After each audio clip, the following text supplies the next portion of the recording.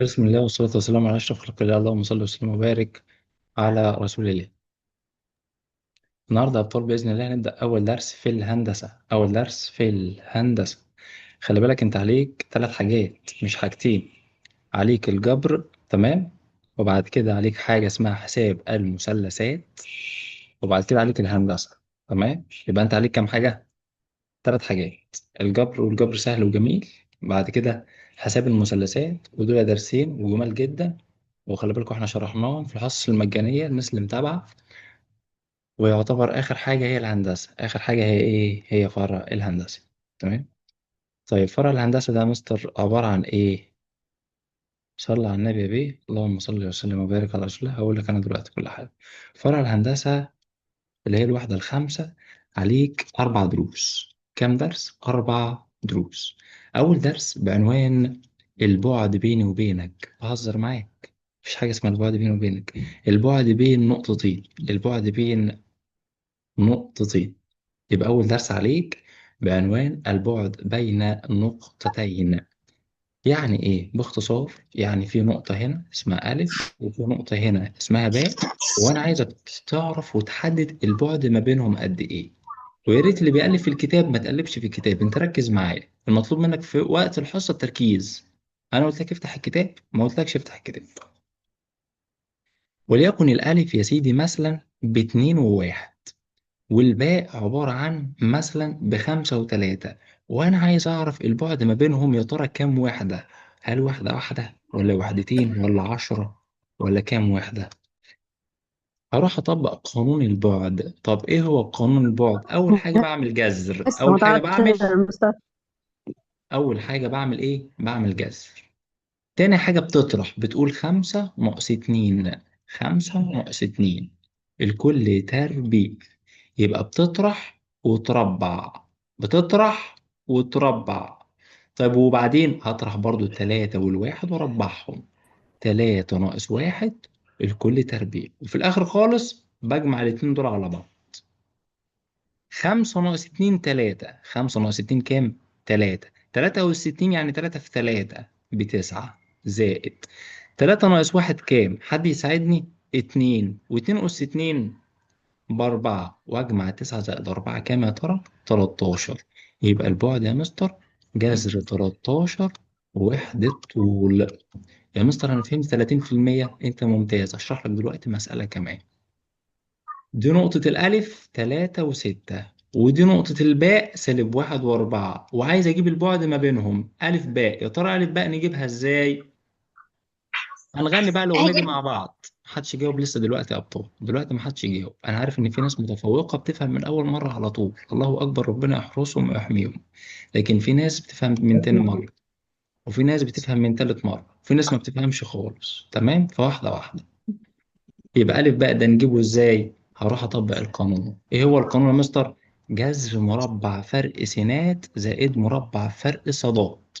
جذر مربع فرق سينات زائد مربع فرق صادات. شغل لسانك معايا كده وأنت قافل المايك، أنا مش عايز أسمع صوتك، أنت تسمع نفسك. جذر مربع فرق سينات زائد مربع فرق صادات. السلام جذر عليكم. مربع زائد مربع. عليكم السلام ورحمة الله وبركاته. طب يا مستر مربع مين ومربع مين؟ ال3 وسالب 1 بتروح تكتبهم هنا كده هم. وال6 وال4 تكتبهم كده هم. وتحط ما بينهم ناقص. هنا تحط ناقص وهنا تحط ناقص. بس يا مستر هنا ناقص وفي سالب. تمام، مش الناقص في السالب يبقوا موجب. جدع. و3 و1 كام؟ 4. طيب 6 ناقص 4 ايه؟ 6 ناقص 4 2.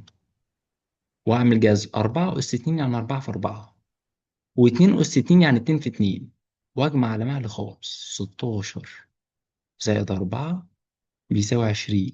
طب جذر ال20 بإيه؟ اعملها على الآلة. 2 جذر 5، ولو أنت شاطر هتعرف تجاوبها من غير آلة. 2 جذر 5 سنتي ولا متر؟ ولا ده ولا ده. اسمها وحدة طول. اسمها إيه؟ وحدة طول. اللي فهم المسألة الأولى واحد الطول. 30%، أكيد فهم المسألة التانية 50%. هشرح لك مسألة كمان عشان لسه نوصل ممكن سؤال؟ ل70%. سؤال في اللي أنا بشرحه دلوقتي؟ أيوة. طب قول اتفضلي. اللي هو يعني في السؤال ده احنا هنطرح يعني 3 ناقص -1 ولا -1 ناقص 3؟ مش هتفرق ليه؟ اصلا في اس 2، فلو قلت 3 ناقص -1 اقول لك ممتازه. ولو انت نسيتي وبدلتي قلتي -1 ناقص 3 اقول لك برضه ممتازه وهيديكي نفس الناتج. وصلت؟ عشان في اس 2 كده ماشي. كده هياكل السالب. ماشي. يلا بينا مثال كمان. عندي نقطة اسمها ألف وعندي نقطة اسمها باء. ادي نقطة الألف 6 و0، وعندي نقطة الباء 0 و8، وعايز أجيب البعد ما بين ألف إلى باء. نجيبه إزاي؟ مستر هنغني قانون: جذر مربع فرق سينات زائد مربع فرق صادات. واحدة واحدة مع بعض. أدي جذر، هعمل جذر مربع زائد مربع، وهنا لازم ناقص وهنا لازم ناقص. تعرف تعمل الشكل ده ولا ما تعرفش؟ أكيد سهل أوي يعني. اه. والستة مع الصفر اكتبهم هنا. فزميلتكم بتقول لي يا مستر أنا نسيت وكتبت صفر وستة، قلت لها هي هي. طب والصفر والتمانية أحطهم فين؟ أحط واحد هنا وواحد هنا. تمام؟ على فكرة الحسبة دي ممكن تعملها على الآلة لو أنت بطيء في الحسابات. يعني أنت كده خلصت الحل. الباقي كلام إيه؟ كلام أولى إعدادي والكلام ده، اللي هو 6 ناقص 0 6، وصفر ناقص 8 -8، و6 أس 60 يعني 6 في 6، و8 في 8 ب64، والسالب ناكله. ناكل السالب عشان الأس زوجي. و36 و64 نجمعهم على المهل خالص ونقول 100. طب جذر ال 100 كام يا مستر؟ 10 100. وحدة طول. جذر ال 100 10. على 10، 10 وحدة طول. يا مستر فعلا أنا الأولى فهمتها 30%، ودي 50، دي فهمتها 70. أنا متأكد إن في طالب شاطر فيهم كلهم 100%، بس أنا خليني مع الطالب اللي هو إيه، مح خالص. تمام. ممكن مسألة كمان؟ ممكن. لما اجي اقول لك البعد بيني وبينك، يعني البعد ما بين نقطة الألف اللي هي باتنين وتلاتة ونقطة الأصل، دي حالة خاصة. دي حالة إيه؟ خاصة. هتعمل فيها إيه يا مستر؟ هتحلها بطريقة سهلة خالص. هعمل إيه؟ ربع ربع اجمع خد الجذر. لا ما فهمتش يا مستر. ربع الاتنين يا مستر. وربع التلاتة واجمعهم وخد الجذر، يبقى جذر 13 وحدة طول. تمام. نشرح مرة كمان. مرة كمان لو حد هيسألني في حتة يسألني، لو حد هيقول لي يا مستر الحتة دي مش واضحة ما يقوليش ليه، أنا من نفسي هوضحها لك مرة واتنين وعشرة لحد ما عيد أنت تاني تزهق. ده. لحد ما أنت نفسك تزهق مني وتقول لي يا مستر خلاص حفظت الدرس، خلاص سلام يا مستر هقفل بدون ما استأذنك ولا أقول لك حتى شكرا. مستر بعد إذنك ده الدرس الكام؟ ده قلنا الكلام ده في أول حصة، الدرس الأول في الوحدة الخامسة، أول درس في الهندسة. ماشي. أول درس في الهندسة. وبكرة تاني درس في الهندسة، وبعده تالت درس في الهندسة إن شاء الله، وبعد بعده رابع درس ونبقى خلصنا من الهندسة. يا مستر، اتفضلي. هو حضرتك ما بدأتش ليه في المثلثات الأول أو في الجبر؟ بدأت في الجبر والله، بس أنت اللي لسه عارفاني.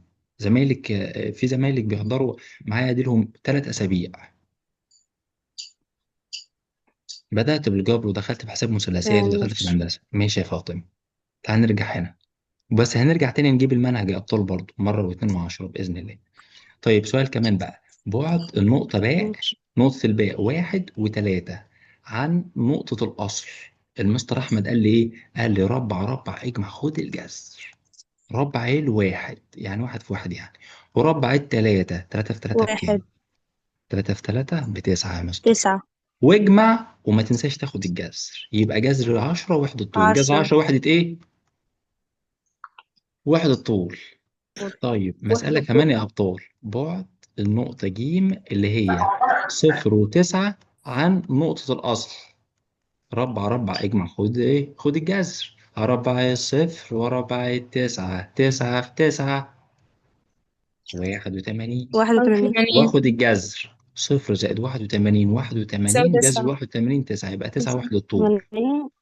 اه. 9. خليني أقول لك على بعض خلاص النقطة دي أظن اتفهمت، يعني شرحت لك مرة واثنين وثلاثة، ها ولا في نشرحها سؤال. 7 مرات؟ خلاص مستر اتفهمت. سؤال. اتفضلي. احنا امتى ناخد اللي هو يعني في مثلا في آخر سؤال امتى ناخد جذر الصفر لوحده وجذر ال81 لوحده وبعدين نجمعهم في الآخر؟ ما ينفعش ابدا. ما ينفعش، يعني اللي انت قلتيه دلوقتي ده ما ينفعش ابدا. يعني ما اديك مثال، دي بعض الاساسيات كويس انك بتساليني فيها عشان ما تغلطيش فيها لوحدك وانت بتذاكري. زي ما انت بتقول يا مستر جذر 9 زائد 16، ينفع اخد جذر 9 لوحدها وجذر 16 لوحدها واجمع؟ قلت لك الكلام ده خطا اهو، لا، هسيبها كده واكتب خطا. امال ايه يا مستر؟ انا اجمع اولا، وبعد ما اجمع واقول 25 بعدين ناخد اجيب الجذر. ايه؟ وبعدين اخد الجذر. ده بقى صح. 5. تمام. تمام. خليني اقول لك بعض الملاحظات السريعه على طول، عشان ايه؟ عشان لما تيجي تحل على الدرس تبقى شاطر باذن الله. بعد النقطه -7 و-3 عن محور السينات. بص، لما اجي اقول لك البعد عن محور السينات، اروح اخد الصاد. اروح اخد مين؟ الصاد. يا مستر بيقول لك يسار. البعد عن السينات، ايوه ما انا بعكس، لما يجي يقول لي البعد عن السينات اروح اخد الصاد ده. يبقى البعد كام؟ -3. -3. البعد ما ينفعش يبقى سالب يا شطار، دايما البعد موجب. يا مستر سالب قدامك احوله لموجب، طب هو موجب اسيبه موجب. يبقى هناخد القيم البعد دايما المطلقة. موجب. القيم البعد المطلقة. دايما موجب. البعد دايما ايه؟ موجب يا بيه. البعد دايما ايه؟ موجب يا بيه. هديك دلوقتي مسألة كمان. ادي بعد النقطة 3 و-3 عن محور الصادات. عن محور الصادات اروح اخد -3. السينات. اروح اخد السينات يبقى كام؟ 3 وحدات. كام؟ 3 وحدات. 3 وحدات. ماشي. طب بعد النقطة -1 و-13، دي -1 ودي فاصلة، عن محور السينات. سالب أهو. 13. يبقى موجب 13. بقى، يبقى موجب. 13 يبقى عشان 13 وحدة طول. تمام. في واحد يقول لي يا مستر انا ما بفهمش رياضه. ليه يا سيدي؟ ده هي البعد عن السينات، ده اسمه السين. هتروح تاخد الصاد، الصاد اللي هو الكورس التاني ده اهو. اهو سالب 13 تبقى موجب 13 بس، ما بتخترعش الذره. حلو. يلا بينا ناخد مساله كمان. بس قبل ما ناخد المساله دي احب اعرفك انا عندي جروبات من رابعه ابتدائي لثالثه ثانوي. جروبات مجانيه زي اللي انت فيها دلوقتي. الجروبات المجانيه على حسب وقتي بنشر حصص مجانيه. حصه امبارح اولى اعدادي، الله على الزغروطة. طب يا رب يبشركم بكل خير. ماشي. حصة مثلا بكرة تانية ثانوي هكذا. تمام. لكن في حصص مدفوعة في جروبات مدفوعة، دي فيها التزام بالمواعيد وهكذا، وشرح المنهج بالتفصيل. حابب يشترك في الجروبات المدفوعة يكلمني بعد الحصة. نكمل قصتنا. نكمل. بيقول لك عندي مستطيل جميل زيك يا جميل اسمه ألف باء جيم د. بقول له ماشي، وبعدين مديك الألف -1 و-3، ومديك الجيم ب2 و1، وطلب منك الباء دال. ما الباء دال بيقول طب وانا مالي انا؟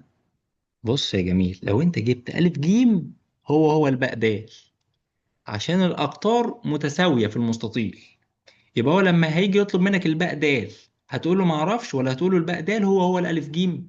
الباء دال هو مين؟ الف جيم. جبت منين الجيم. الكلام ده يا مستر؟ جبته من الألف ايام جيم. رابعه ابتدائي في خواص القطر المستطيل. النص في كل منهما الآخر. بس هي مش هي دي، لا احنا عايزين الاقطار متساويه بس. ماشي. ولكن اشكر. تمام. حلو. طب يا مستر هتجيب الالف جيم ازاي؟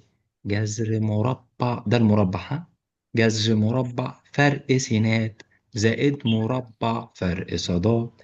جذر مربع فرق سينات زائد -1 مربع و2. فرق صادات. الارقام اللي هنا بقى -1 و2 هنا تحطهم كده بس، -3 و1 برضو تحطهم هنا في أي مكان براحتك. يعني لو بدلتهم برضو نفس الناتج يطلع صح.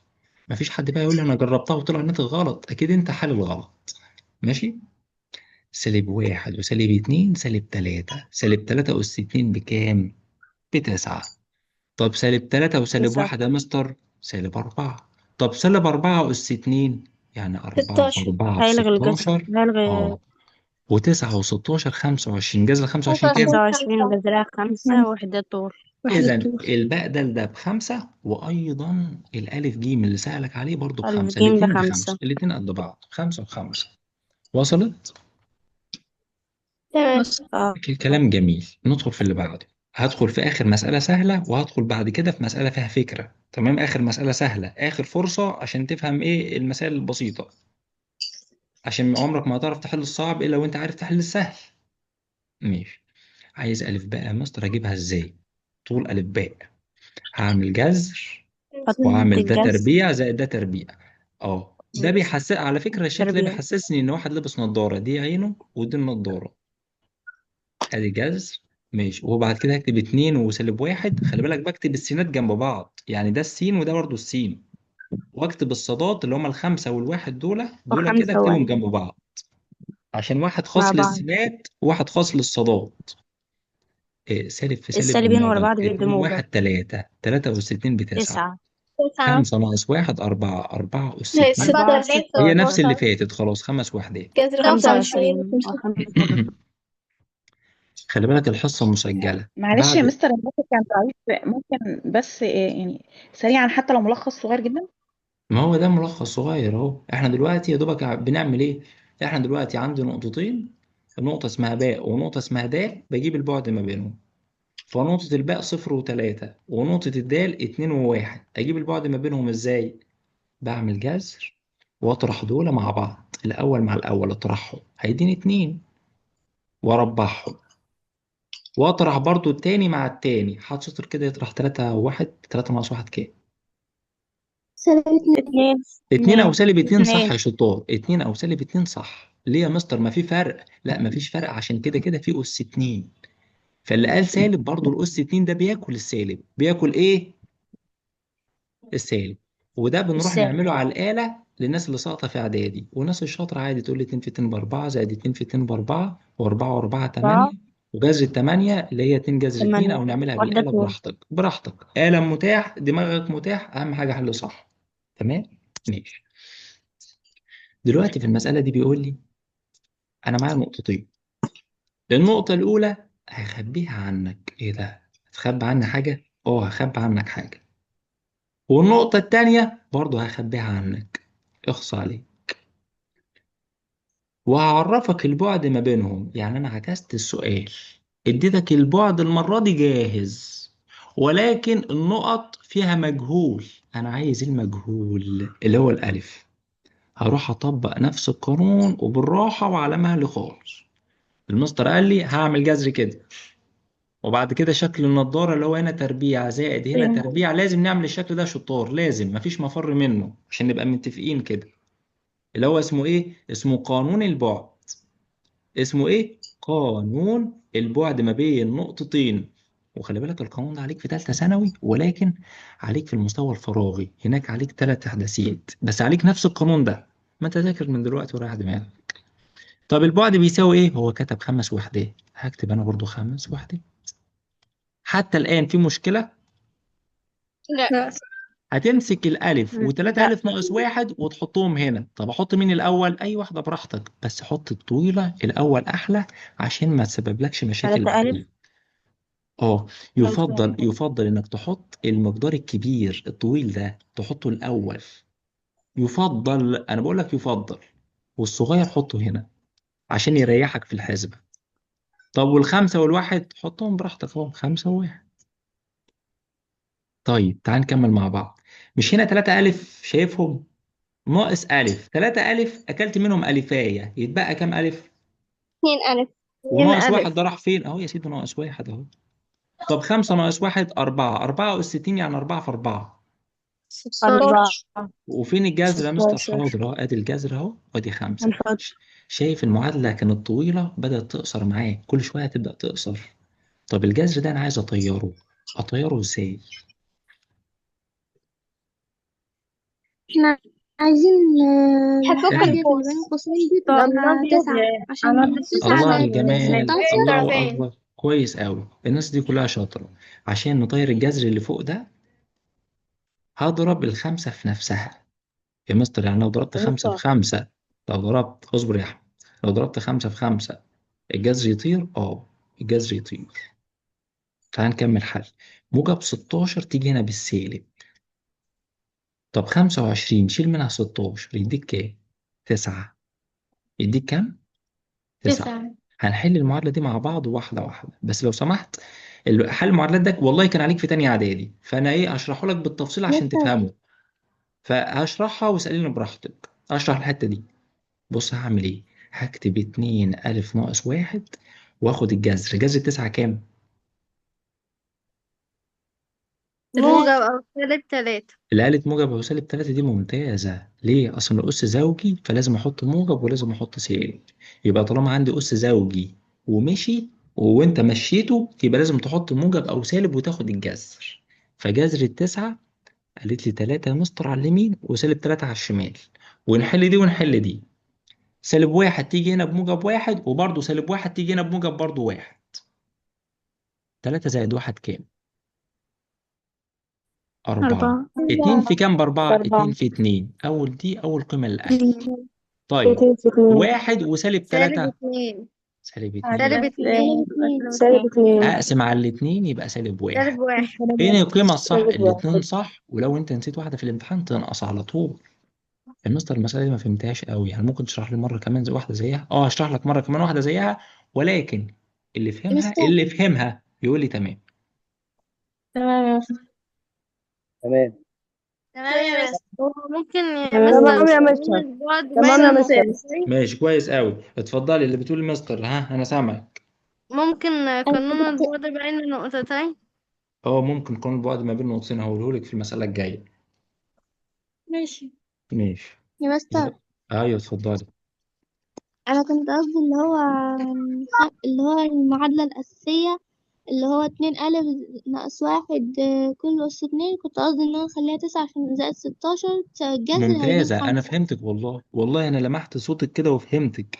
أنا فهمتك. أنت قلت لي 9 زائد 16 هي اللي تدينا 5 يبقى ده ب9. يبقى ساوي ده يا مستر على طول ب9.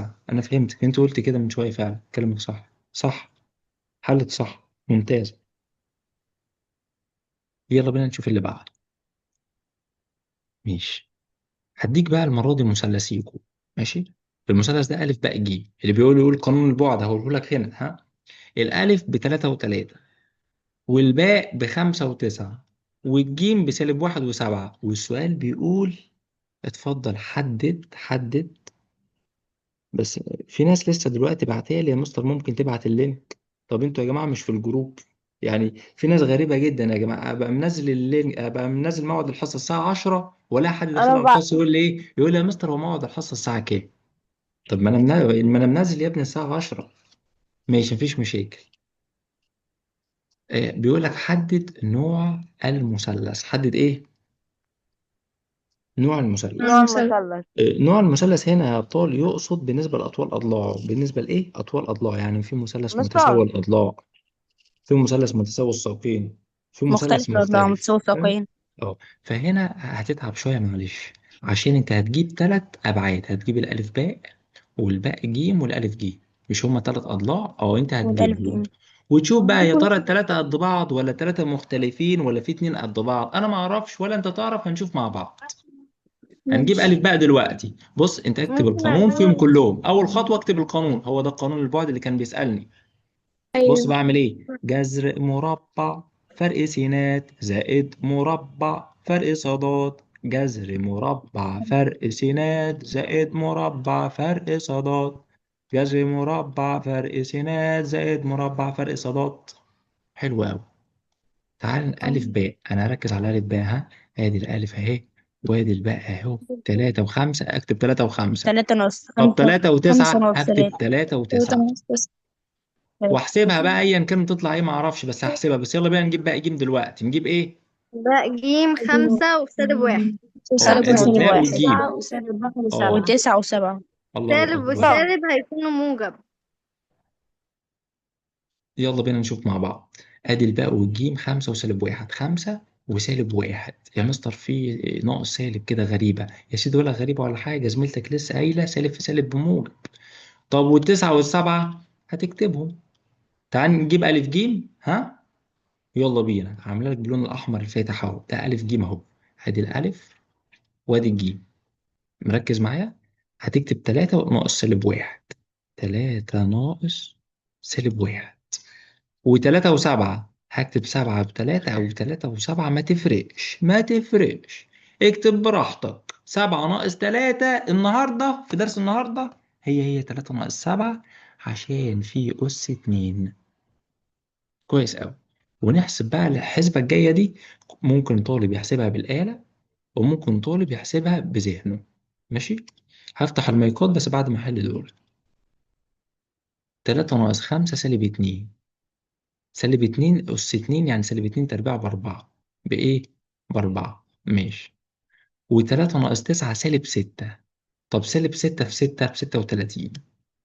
36 و4 جذر 40. سيبها كده أو اختصرها بالآلة، الاتنين صح براحتك. هنجيب بقى جيم مع بعض، هسمعك يا ميرنا بس بعد إيه ما هجيب الناتجين دول. سالب في سالب بموجب. 5 و1 6. 6 في 6 36. 9 ناقص 7 2. 2 في 2 ب4 جذر 40. إيه ده؟ سبحان الله. ده كده متساوي الساقين أو متساوي الأضلاع على حسب الضلع التالت. تعال نجيب الضلع التالت مع بعض. سالب في سالب بموجب. 3 و1 إيه؟ 4 يا بيه. 4 في 4. طب مستر أنت قلت 4 ليه ضربت رقم في نفسه؟ عشان في أس 2 فوق. و7 ناقص 3 4. طب 4 في 4 برضه ب 16. 16 و16 32. طالما في ضلعين قد بعض والضلع التالت مختلف، قول انت بقى، قول كده اشوفك قلت صح ولا لا. اذا المثلث ماله؟ قلت خلاص ها ماشي. مثلث متساوي الساقين. هفتح دلوقتي المايك لو سمحت.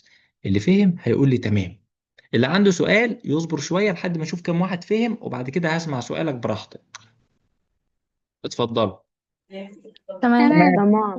تمام. بس زي الفل كده. مستر كويس قوي. مستر اللي عنده استفسار مستر اتفضل اتفضل ها. مستر هي بس الحصة بتاعت المثلث اللي انت شرحتها دلوقتي مش فاهمها. ماشي يا عبد العزيز ماشي. حد عنده استفسار تاني؟ لا. حلو لا. جدا. مستر، اي احنا اتفضل. بنجيب الألف باء، بنجيب ألف وباء ولا بنجيب على حسب ايه؟ اللي هو ألف الرموز ألف المكتوبة؟ باء. ألف باء بنجيب على حسب نقطة الألف وعلى حسب نقطة الباء اللي موجودة هنا في المسألة. تمام. طب ماشي. يا مستر، مم. هو في بعد في الزوايا؟ لا طبعا. إيش هذا؟ ما هذا؟ لا طبعا ما في هذا. تمام. البعد دايما ما بين النقاط. يعني إيه ما بين النقاط؟ يعني ما بينك وما بين زميلتك البعد ما بينك قد إيه، أو البعد ما بين مدينة كذا ومدينة كذا، لكن ما فيش بعد ما بين زوايا. ندخل على حتة كمان بقى. بيقول لي هنا يا سيدي معاك الألف ومعاك الباء ومعاك الجيم. اسمع بقى، اسمع سؤال كويس، اسمع سؤال كويس. بقول لك حدد نوعه بالنسبة لزواياه. ايه ده؟ بالنسبة لزواياه يا مستر؟ المفروض بالنسبة لأضلاعه. يعني زاوية المفروض حدد حادة نوع أو قائمة أو المثلث. منفرجة. المفروض حد بالنسبة أو قامة لأضلاعه. منفردة. اه. مستر يبقى لحظة يا مستر، كده هنجيب أطوال الأضلاع، يعني مثلا لو متساوي الساقين هيبقى في زاويتين قد بعض. ما انا اقول لك على حاجة انت وقعت فيها كبيرة دلوقتي. هنجيب الزوايا ازاي؟ أنا عارفة. أنا عارفة. طب قولي برضه، قولي نسمعك. ده الدرس اللي يا خدناه في مستر آخر ترم، في آخر الترم التاني إعدادي. الله أكبر. بص يا شطار، لما يجي يقول لك حدد النوع بالنسبة للزوايا، هتعمل نفس الشغل اللي فات بس هتزود خطوة في الآخر. طب إيه الخطوة في الآخر؟ هقول لك عليها في الآخر، مش هقول لك عليها دلوقتي عشان ما تتلخبطش. أنت هنمشي نفس الخطوات. هنجيب ألف باء وبرضه باء جيم وألف جيم. طب ألف باء دي هنجيبها إزاي؟ التلاتة مع سالب 4 هكتبهم كده أهو، وأعمل ما بينهم ناقص والكل تربيع. زائد أنا لسه في ألف باء، هنا 2 وهنا 1، شايفهم ولا لأ؟ هكتب 2 1 وناقص كل تربيع. ناقص في سالب بموجب أو ناقص سالب في سالب، سميها ناقص في سالب كله صح. 3 و4 7. 7 في 7 49. 2 ناقص 1 1. 1 في 1 بواحد. 49 زائد 1 50. هنجيب بقى جيم دلوقتي مع بعض. بص أنا عايز أعينك على الباء والجيم عشان ما تتلخبطش. أدي الباء أهي وأدي الجيم أهو، علمت لك عليهم عشان ما تتلخبطش. عينك عليهم بقى فوق. مستر هنا سالب 4 وهنا 2، هعمل فيهم إيه؟ هتكتب سالب 4 وتكتب 2 ولازم ما بينهم ناقص. وهنا 1 وهنا سالب 1، هكتب 1 وأكتب سالب 1 ولازم ما بينهم برضو ناقص. يا مستر حط قوس كده عشان الناقص ما يدخلش في السالب. -4 وسالب 2 -6 و6 في 6 36. سالب في سالب بموجب، وواحد وواحد 2 و2 أس 2 بكام يا مستر؟ 2 أس 2 ب4. 36 زائد 4 بيساوي كام؟ 36 و4 بيساوي 40. ماشي، يلا بينا هنجيب آخر حاجة ألف جيم. عشان ما تتلخبطش هعلمك على ألف وجيم بألوان مختلفة. ماشي، أهو. أدي الألف أهي. يا نهار أبيض، ده أنا كنت هشيلهم خالص. أدي الألف أهي وأدي الجيم أهو. تمام، عينك عليهم بقى. مستر مكتوب 3 ومكتوب 2، أعمل فيهم إيه دول؟ هكتبهم ما بينهم كده، وأكتب لازم أكتب ناقص ما بينهم. الكل تربيع، هو ده القانون. القانون بيقول لك ربع، هتطرح وتربع، تطرح وتربع. طب 2 وسالب 1 هكتبهم برضه اهو. 2 وسالب 1، بس هعمل قوس كده. 3 - 2 1، 1 في 1 ب1، سالب في سالب بموجب، و2 و1 ايه؟ 3 يا بيه. طب 3 أس 2 حد يساعدني. 3 أس 2 يعني 3 في 3 ب9. 9 زائد 1 10. لما يجي يقول لك بقى في المسألة، ركز معايا، لما يجي يقول لك بالنسبة لزواياه، ايه الخطوة الزيادة اللي انت هتعملها؟ هتربع الأول وتربع التاني وتربع التالت. يعني هتجيب ألف باء أس 2، وهتجيب باء جيم أس 2، وهتجيب ألف جيم أس 2. يبقى طالما جه قال لك حدد المثلث بالنسبة للزوايا، هتربع. طب ازاي هربع يا مستر؟ التربيع أمره سهل جدا. الجذر ده يا دوبك هتشيله بس. تمام، شيل يا حنين الإكس اللي أنت عاملاها دي، وجذر 40 تبقى 40. طب جذر 10 يبقى 10. وهتروح عشان تعرف تحدد النوع، تجمع الصغننين مع بعض اللي هم 40 زائد 10. 40 زائد 10 كام؟ بتجمع الصغيرين، ها؟ 40 و10 بيساوي 50. مين الأكبر؟ الألف باء أس 2 ولا المجموع؟ ها؟ مين اللي فاز؟ الألف باء أس 2، أنا فتحت لك المايك، ولا المجموع؟ قائم الزاوية. الاتنين تساوي. اللي هيبقى قائم. الله أكبر، الاتنين قد بعض. طالما الاتنين قائم. قد بعض قائم مثلا إذا دلوقتي المثلث قائم. أكبر من منفرد، أصغر من حاد. ممتاز يا كريم، أشكرك. كريم أهو زود حبتين كمان، بس إحنا يا كريم واحدة واحدة عشان في زمايلك إيه، يعني لسه الدرس جديد عليهم. فإحنا نقول لهم لو طلعوا قد بعض هيبقى المثلث قائم الزاوية. طب يا مستر لخص لي المسألة مرة كمان. بص، أنا هجيب ألف باء، وهجيب باء جيم، وهجيب ألف جيم. بعد ما أجيبهم بعد ما أجيبهم بالقانون بقى سهل عليك، هتروح تربعهم. امتى بربع؟ لو جه قال لك حدد المثلث، حدد نوع المثلث بالنسبة للزوايا. طب يا مستر الصغيرين طلعوا قد الكبير، طالما طلعوا الصغننين دول طلعوا قد الكبير ده يبقى قائم. طب لو في واحد طلع، او دي الحالة التانية، لو في واحد طلع كبير اكبر من التانيين، يعني مثلا وليكن الف جيم ده طلع هو يبقى منفرجة الكبير. مثلا. منفرج منفرج. مش مش يبقى منفرج. الله لو اكبر أصغر عليك. يبقى صغير. يبقى لو واحد طلع حاد لو كبير صغير لو يبقى أصغر اروح يبقى اقول له حاد. المثلث ده منفرج.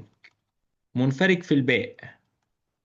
طب طيب يا جماعة، أنا جيت جماعة الصغيرين دول، تمام، هما اللي فازوا، وطلع ألف جيم صغير يا عيني، يبقى لو حاد. مثلث يبقى حاد. حاد. طب حاد في إيه؟ حاد. في ألف ولا باء ولا جيم؟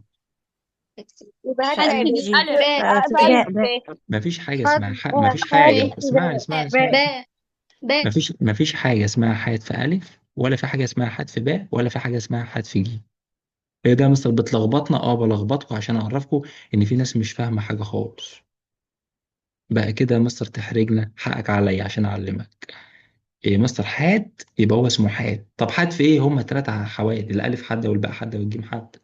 لكن المنفرج لا، في حاجه اسمها منفرج في الف، في حاجه اسمها منفرج في باء، في حاجه اسمها منفرج في جيم. يبقى المنفرج بتحدد الزاويه المنفرجه، لكن الحاد بتقول له حد الزوايا بس. طب ما بحددش الزاويه؟ لا والله ما بتحددش الزاويه.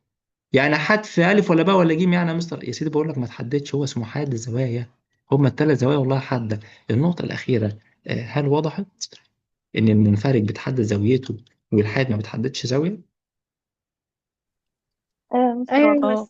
طب يا يسأل. مستر، والقائم هو احنا مستر ليه مش مستر بنبدأ بألف؟ يلا قول يا ميرنا، ها. هو احنا ليه مش بنبدأ بألف باء أس 2 زائد باء ج أس لا 2؟ طبعا ينفع تبدأي بأي حاجة، ينفع تبدأي بأي حاجة على حسب الأضلاع اللي طلعت معاكي. أنت بتشوف الصغيرين مين هم، فاهمة؟ ينفع تبدأي بأي حاجة اه. طبعا. ها، ولا حد بيقول يا مستر وكان هيسأل سؤال؟ مستر هو لو مختلف الأضلاع ما ينفعش نقول حاد وخلاص؟ لا لا، ما هو في مختلف، في مختلف منفرد. ايه ده بجد؟ اه، يبقى لو اه مختلف تمام. مختلف ما اقدرش احدد ايه نوع المثلث. وفي برضو قائم، في قائم ومختلف. زي مثلا المثلث ده اهو 3 4 5، ما هو مختلف اهو ولكنه قائم. يبقى لازم يا شطار لتحديد نوع الزاوية اربع واربع واربع وقارن الصغيرين بالتالت. اقارن مين؟ انا ما بقولش اقارن دول، عشان زميلتكم بتقول يا مستر اشمعنى كتبت الحروف دي بالظبط؟ مش ممكن تتبدل؟ ممكن طبعا تتبدل. بقارن الصغيرين حسب الارقام اللي طلعت مستر معايا. ناخد مسألة كمان. طيب مستر اتفضل. هو لو جالي يعني مثلا جالي في المسألة ألف ب وب ج وألف د. امم يعني ألف ب جالي مثلا ب100، اه، وألف وب ج جالي ب45 واسمه إيه ده، والف جيم بكام؟ وألف ج ب35 اقول لك تعمل ايه ده الكلام ده، ولا الف بقى تربيع؟ ركز. تربيع. كده كده تظبط، عشان انت ما قلتليش تربيع.